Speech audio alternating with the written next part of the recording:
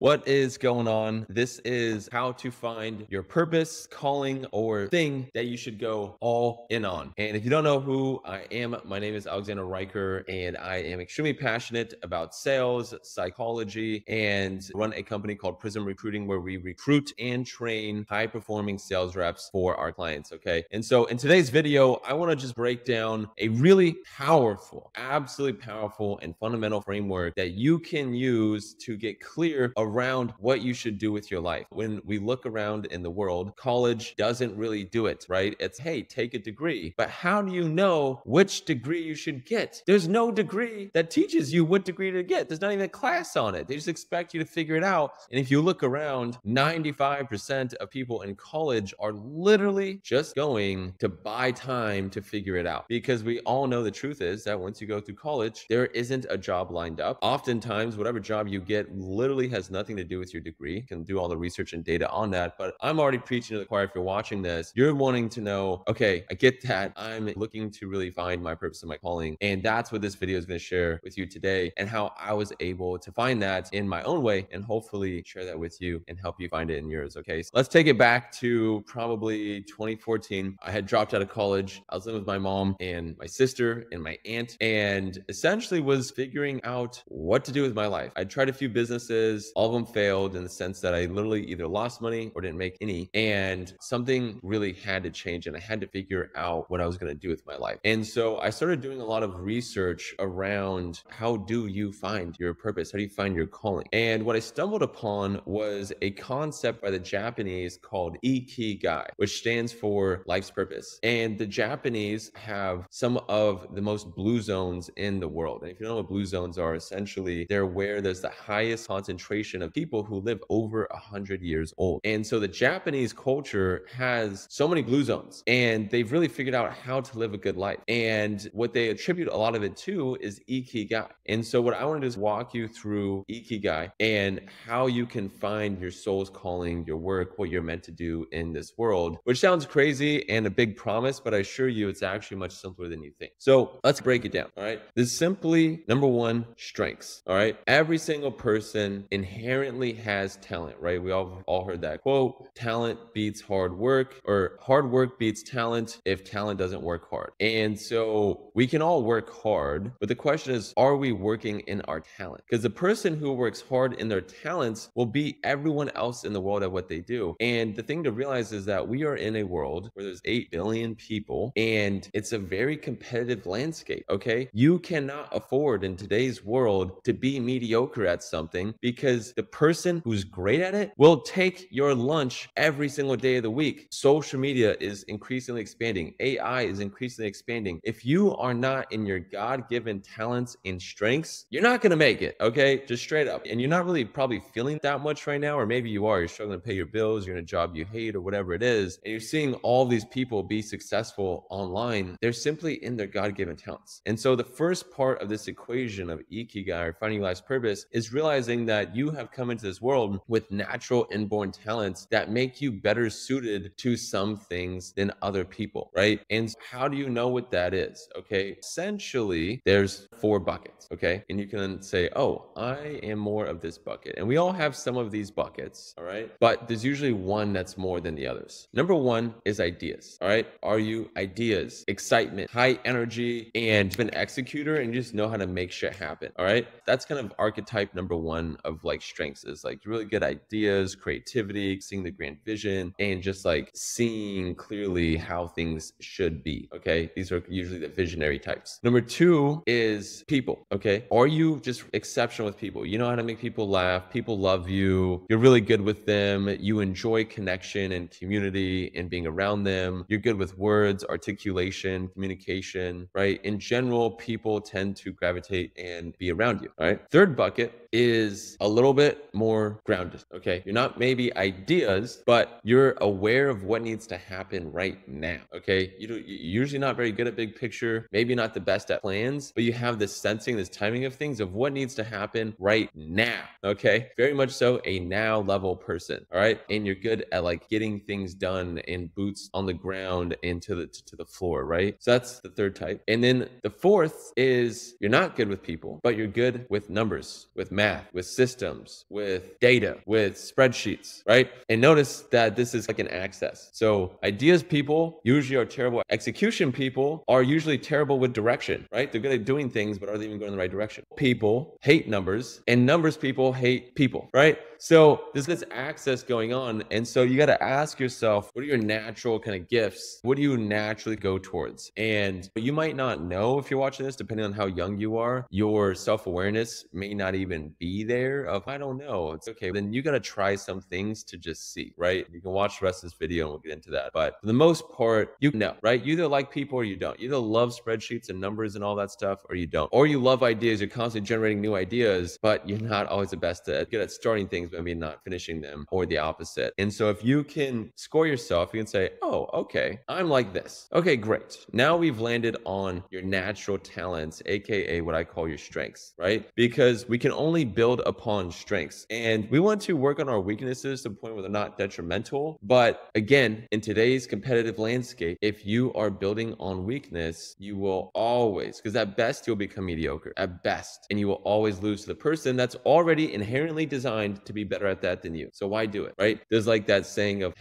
judging a fish on its ability to climb a tree, right? You're going to be better swimming than you are trying to climb a tree if you're a goldfish. Or if you're a monkey, you're going to be far better at being a monkey than you are at swimming in the water than the fish. But it's, oh, I'm not good, or I can't be successful, or I'm not good with math, or whatever our stories are around being successful. Odds are you're probably just being judged on your weaknesses rather than your strengths. And if you were being scored and judged and playing a game where you're aligned with your strengths, you would actually be very successful. So this is the first step, is getting clear around your strengths. All right, let's go to the second one. And I know this is a longer video, but hey, what kind of video do you want that's going to help you find your life's purpose? Okay. And again, this is how I was able to do it. These are the things that helped me. And I don't necessarily have the answers to all the things, but this is the framework that I found. So the second is passions. All right. So the question is, what are you passionate about? What would you love? Now, there's two kinds of problems that you can solve. There are social problems, and then there are societal problems, or marketplace problems, if you will. So social problems are homelessness, sex trafficking, like these bigger problems that exist in the world that you don't really make money solving. Okay. Those are social problems. Marketplace problems are problems that you can make money by solving. And so if you look at how the world kind of works, you have businesses that solve problems for people, and then they make a profit, and then they take that profit and donate it to companies, nonprofits that solve the social problems. And so you can see this is what I've seen as like conscious capitalism, but basically you're on one of two sides. You're either monetizing people and putting it towards social problems, or you're taking money from monetizing people and using it to solve a social problem. Okay. And not one is better than the other. They both kind of fuel the same ecosystem, which is evolving human consciousness and helping make our lives easier and better. And so you just got to ask yourself, what problems are you passionate about solving? So that's big picture. You can either choose the nonprofit or the profit route. And then with every company has three main parts, and you can see which main parts are going to be, naturally you're a little bit more passionate about in each of those. You want to start with your niche, or start with a general industry that you'd be passionate about, right? So are you passionate about e-commerce, health and fitness? Are you passionate about relationships, right? What are you actually passionate about that if you learned would spark joy, be really meaningful, and if you solve that problem in the marketplace, you'd feel really good about yourself? Or else, yeah, I'm not just making money, but I'm helping people in this way through using my strengths, right? Hopefully you're starting to see how this all comes together now. And essentially what you want to do with your passions is just get clear, what types of companies would you love to work for? Because companies are just solving problems either socially or in the marketplace. So what marketplace problems would you like to help solve, right? And a simple exercise that you can do for this is simply ask yourself, what would I not want to do, right? Do you want to do construction? Do you want to do punching numbers? No, I don't want to do this. I don't want to do that. I don't want to do that. And if you get all the list of what you don't want to do, usually you'll be left of a list of what you do want to do. And depending how early on in your journey, this is something that you probably want to experiment with and see. So step number one, your strengths. Step number two is your passions, and essentially getting clear around what problem in the marketplace you'd love to help solve, or socially. And then from there, now we get into the marketplace and what people are willing to pay for, right? So you have your strengths, you have your passion, and then you have the market. marketplace and what they're willing to pay. And in that, in the middle, think about a little Venn diagram there. In the middle is Ikigai. In the middle is what you're meant to be doing for your work, for your calling, for where you can single-handedly add the most value, crush it beyond anyone else, and get well rewarded for what you do. Okay, that's the goal here. Let's go back. For myself, dropped out of college. Let me try business. I didn't know any of these things I just shared with you. I go into Amazon FBA. All right. If you don't know about running an Amazon business, it's very numbers oriented. It's very detail oriented. It's very systems oriented, right? In fact, you don't even deal with people at all. You just deal with systems and numbers and operations. Question is, what was Alexander's strengths? Was it that? Answer, no.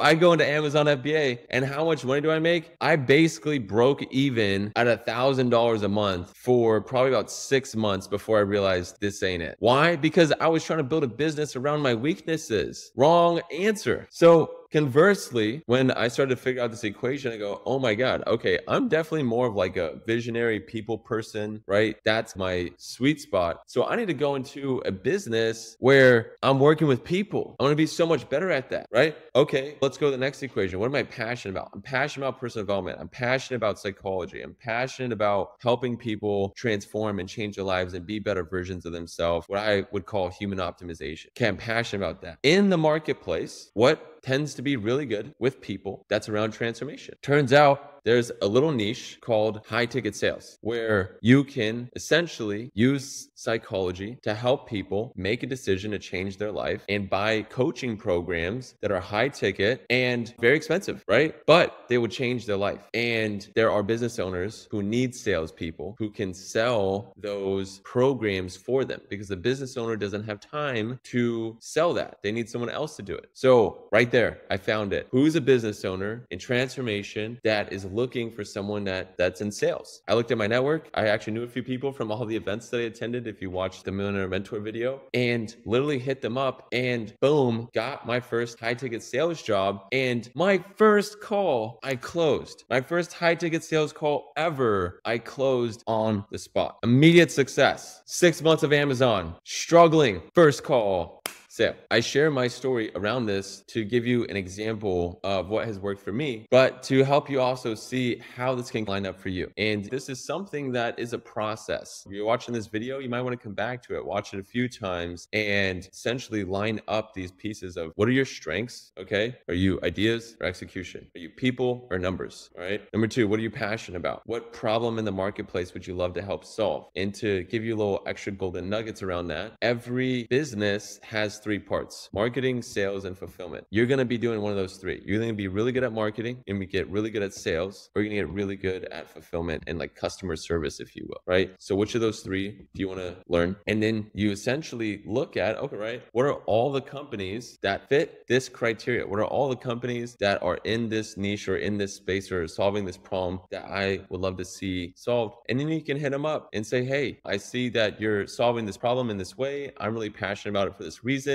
I'd love to contribute my strengths. I'm willing to work with you for free for a month. And if I don't help either save you time or make you money by working with you, then you can cut me loose. If I do, I'd love for you to bring me on. What do you say? No-brainer offer. You work with the company. That was exactly what I did. And that set me up in high ticket sales and literally has paved the way in my journey since. And I'm just one little example of this. But if you look at anyone who's had success, they pretty much follow this formula. They get clear around their strengths. They go do something that they're passionate about. They use their strengths to forward that cause or the thing that they believe in. And then they solve a problem in the marketplace as a byproduct and they make money, right? Like that's the equation. So my invitation for you, journal. What are your strengths? If you don't know, hey, I was going to know my strengths. Ask 5 people around you. Hey, if you had to tell me, what would you say I'm really great at? Right? You can just ask the people around you because they know you. What do you think I'm great at? I watched this video online. Have them ask you, what do you think I'm great at? And they'll tell you, right? It's like, boom. That's a good tool. Number 2 is passions. If you're like, hey, I don't really know my passions, that means you're young or you haven't tried enough. You just need to start whacking, right? You just need to start whacking the tree, start sawing, start getting in the game, and just start making plays. Do something. Something is better than nothing, and see what you enjoy. See what you're good at. And if you do something and you start it and it's not fun, you don't like it, get out next. But you won't really know until you do it. So just get in the game. If you don't really know your passions or what you'd like to do, just do something and start to experiment and see. Another powerful tool is hitting people up. If you're like, hey, I want to be a doctor. Okay, great. Find 20 doctors and call them up and say, hey, if you knew what you knew now, would you tell your younger self to do it? If they all say no, or they're like,